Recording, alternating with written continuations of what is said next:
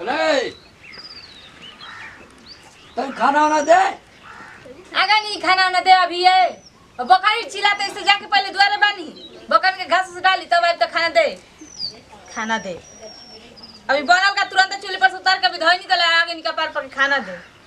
हाँ तो गजब मेहरा रू बाटी रे। बकरिए खा के तो रह चली कि बूढ़ावा चली यार। पहले जाके बकरिए बान अब मत चिल्ला तोड़ी सो। मेरा ये निकाल मन कर सकता फोर फाड़ दे सार के तोर मुहवा आए तोरे लौकत ना हो वहां दे भेज देता रेर के। अरे होनिया हटी त मुआई जा कह तनी बकरी बान। तू ढकेला वो थरिया असा तो के मुआ दे भेज दरेर के आए चिल्लाए लगत नहीं आके मैं अब त आँखिए खोदाई रही अकिया के ऐसे जिबिए खपास दे भेज लोड़ावे से तोर मुआ फूट फाट। हां जाई पहले बकरी निकाल के बानी दुआरे बकरिया खाई आए खाई ना बकरी मैं सुबह से चिल्लाते सो ओई में पड़ल बड़ी बुढ़ावा कौने दिन रात का बुढ़ावा ना खाई ओ मैं मुंह तापत के मुंह घुसर रहा है चुलिया में। उन्हानी का भूख नहीं खा लागल उन्हानी के बोलता रहती सना तो उन्हानी को बोलती सो नहीं बोलता रहती तो चूड़ा लेके खोप देती को ना। जाइए बकरी बानी छोड़ दीजिए छोड़ दी कहां ले चला कहां ले जाए कम लेकर जा ना लेके जा। हाँ तो ठीक जमाना आ गया ना पर मेरा खाना दे रहे पहले जाई बकरियन के बांध के आई तब खाना दे। बाप वो बात जना था कि काली माई बैठ गली हिलती तू कहा ना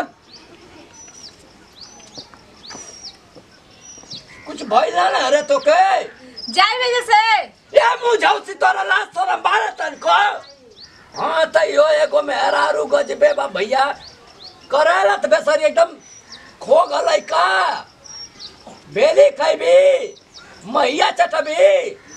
तब तक कहते रे बाबूजी मैया हम कुकुर मतीन दौड़ के लेके चल आओ तो नहीं कहीं से हम का कहते कि बकरी पहले खाई तब तू खैबा जाके बांध बकरी चढ़ल अब कपड़े पकड़ी बोला तैसा जाई जूतावा छोड़ दे तोरे कपड़ा पे ले दे ले बिचुक जेबू एकदम से मुंह बौनी रे ए कराउ छी तोरे ला शरम बारे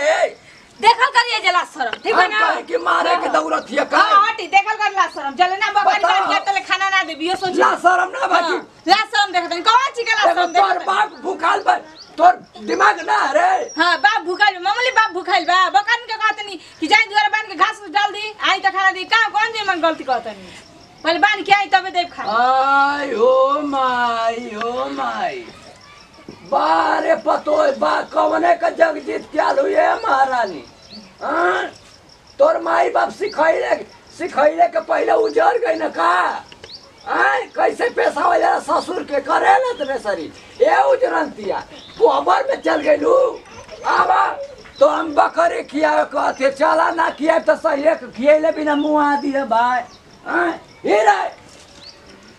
भागा तो हने लोग के चलते बताओ खा के है इतना मोटा गई आई नहाने के पहले भूखा हमें भूखा ले तन को देता ही नहीं है तू हनन के बेच दे भाई कसैया में उलट जेबू चित्ते तू ताकत हो जना त माऊ माऊ कह के हैं आ तू ससुर खरा में तीन ताकत तो दोनों कान उठा के मजा ले तो बूढ़ पुरानिया का तू बोल अरे फिर अरे हाँ तब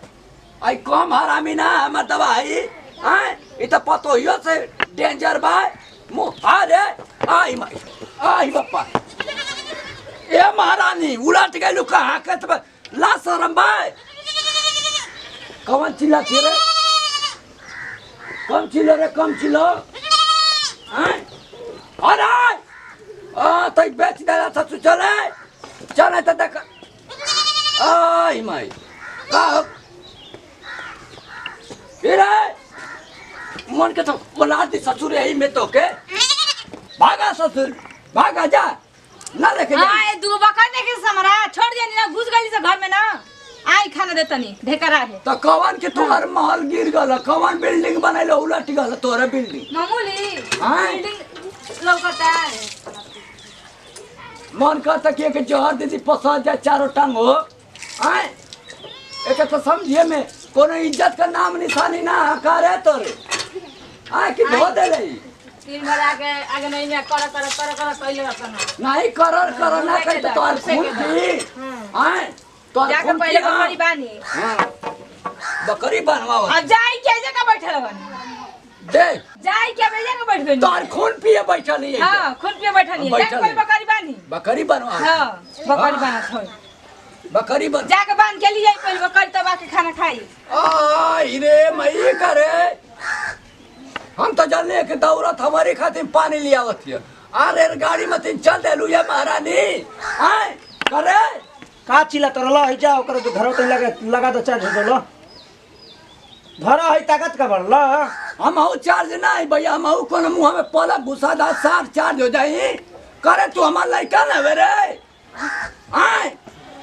करे ही तबा तोरे लाश शरम बाहर तन को आए बता हम बैठल नहीं पानी पिए के हम चले कि पानी ले आओ लेके चल गई घर में चल तो हम ही कहेंगे के लेके चल जो जा जल्दी कहाँ जा चार्ज में लगावे खाती हम चार्ज है नहीं तोरे मोबाइलिया चार्ज रही धरा है आए धरा हम खाना खा जाते नहीं जाके चार्ज में लगाओ आ जाके चल तब हमरा पर मरिया स्कूल पे नाम लिखा था सरकारी में वही जब बैठ के हर हफ्ता अंडा खाना वाना खाई बोई जा बता ससुर के खाना पर बता खैले बिना डिस्चार्ज हो गल है ससुर मोबाइल दे तो चार्ज करे के मन करता मर्दा कहन के एकदम के गैस धुआं दे के मुँह दे वही बंद करके घर में ना डिस्टर्ब कोई लेते हैं कबे कहते हैं कि जा चार्ज कराइयो ली ना है का दिमाग जाई हाथ धो ली खाना ले रखो आप पकड़ी ना ली ले हमने खा माथा को इतने खराब कर बन रहे अरे पकड़ी है जाई हाथ पकड़ी चली खाना कबे मोबाइल स्विच ऑफ हो गई दिमाग खराब हो अरे गई तो हमर सुनी ना चली खाना ना खाली खाना खाली तो खाली है हमर नहीं हमर भूख लगल रोखे बिना तो लिया खिया दी मुंह पर मुंह में से निमने बाबू हां अब निमन बार का खा खिसिया गनी चली खाना ना खाई दे तर केंगा बोलत रहन तो हो गई चली हो गई खाना निकाली ना दिमाग डिस्टर्ब हां अब पाला मत दागू ठीक बना मारा लाता खाना हां निकाली तू मैं छुआता तो कैसे नहीं होता हम खिया दे आए खैले बिना हो पेट आगे का पीछे हो गल अल्लाह शरम है ना ओके खियावत ये मुंह है हाथे गोड़े हैं रोगे का करार से तो ना खइलन खाना तो हम कौन कर करट कहिए कि पेट चाहिए हरियर जे बाटे ओई घर में निकाल के खाई जाई हरिया डरिया हे भगवान उजर जा हे भगवान उलट जा लोग हैं मरू ना जाता कुल मर्दवा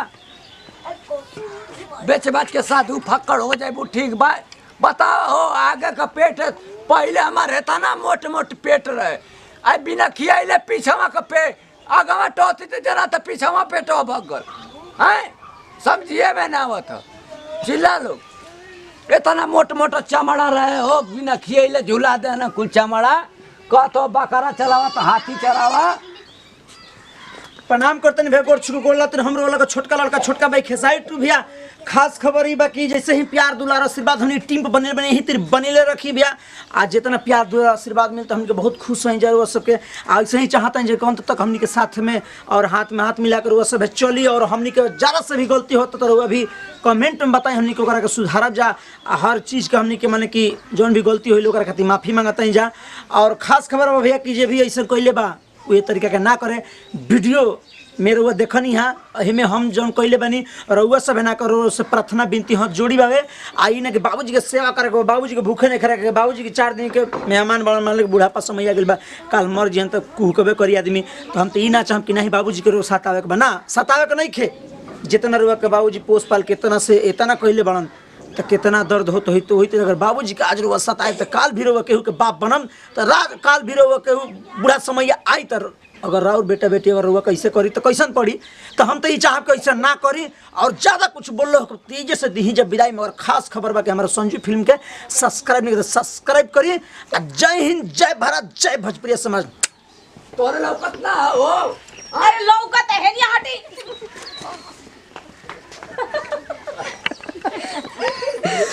हाँ दबले रहनी है कबले एक खाली और कुछ भइल ना अरे तो के जाई वजह से